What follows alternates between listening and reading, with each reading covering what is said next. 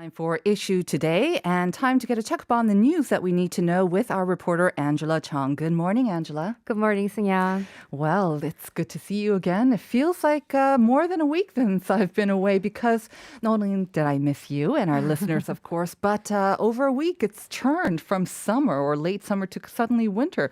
What is going on with the weather? Hopefully this is just a one-time abnormality. Is it right? Right. It was really chilly during the weekend, especially yesterday. I went out for like just 5 minutes to take a walk, and then I was so shocked and it just came Exactly. right back in. Everyone was in their winter clothes. All their padding was out. Right. I heard some people have already turned on the heater. My house did. And unfortunately, this chilly weather is expected to continue throughout this week. According to the Korea Meteorological Administration, KMA, below zero temperatures will continue until today's morning in many parts of the country. Tomorrow, autumn rain will fall, keeping the cold weather away. But the second cold wave will begin from Wednesday, which is expected to continue until the end of the week. KMA forecasts normal seasonal temperatures will return after the coming weekend. In some regions, the wind chill temperatures will be even lower due to the strong winds. Right. I mean, we joke that the weather in fall lasts very, very short. You know, that fall sometimes only lasts for a week or two, but this is ridiculous. So the temperatures really did fall dramatically. I think we saw some ice overnight as well. What are the temperatures like today? So today on October 17th, the morning's low temperature dropped to 1.3 degrees Celsius in Seoul, which was the lowest morning temperature for mid-October in 64 years. And yesterday, ice was observed for the first time in Seoul this year. A cold wave advisory was issued in Seoul. I'm not sure if you got it, but I got it on my phone. Surprisingly, the last cold wave advisory was issued in October 2004, so it has been 14 years since a cold wave advisory was issued in the month of October for any part of the nation. Right. Just a reminder, today is October 18th, of course. So Yeah. the temperature dropped really low yesterday and today as well. And like you say, over 64 years, we haven't seen such extreme weather in mid-October. So any reasons as to why it happened? Yes, it's extremely abnormal to have below 0 degrees Celsius in mid-October.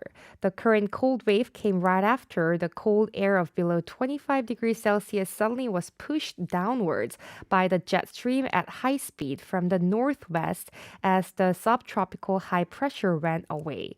So KMA advises people working outdoors, the elderly, the vulnerables, and hikers should take a caution to maintain their body temperatures when they're outdoors, and that objects blown away by strong winds could cause some damage, so just be careful. Right. The day temperatures, I think, are going to be going up a little bit more than yesterday. So layer, layer, layer. Okay. Yes. Moving on to our second story. Daycare centers in urban areas had to close under the highest social distancing level of 4 after the government actually ordered them to shut down back in July 12th. And since then, of course, moms have had a very hard time cooking and taking after their young kids all day long. But we have some good news for them finally. Yes, moms can lift some burden off their shoulders as children can go back in the daytime care centers as the government decided to lift the suspension order. So starting from today, you can send your kids back to the daycare center.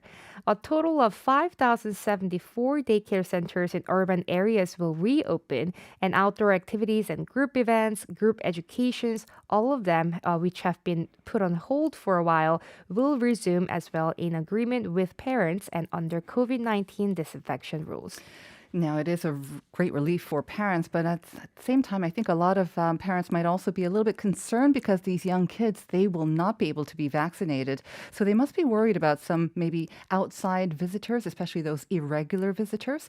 So there are some rules that will be applied to these outside visitors to better protect the children.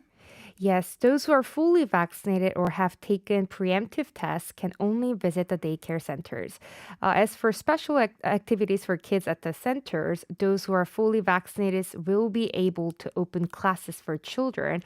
And if you're not fully vaccinated, you have to take the preemptive test once a month to hold special activities for the kids. Very good. Moving on to our last item. I think a lot of people have experienced this, but we're talking about the secondhand goods market, especially online with apps for everything. There are some very good ones out there and very popular ones as well. Have you ever sold or maybe bought anything on a secondhand goods item, like a market? Yeah, so actually in the States, I used to go to the offline stores for secondhand goods Right. a lot. I used to love that too. Yes. Browsing through the aisles. In Korea, I found it difficult to even donate clothes or anything like that, but definitely this app has been really popular. And believe it or not, I just used it like maybe last month for the first time. Yeah. What did you buy or sell? I actually bought a printer Oh. for home because Okay. like it's something that it's nice to have, but I just Exactly. didn't want to invest too much money on it.